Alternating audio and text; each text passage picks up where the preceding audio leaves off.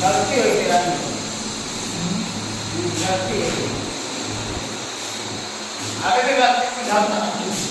10 minute का time लगे आधा घंटा का लेकिन उनका बाहर रखना है 4 के ऊपर हम लोग चाहिए 4 घंटे तो अच्छा बात का ध्यान रखना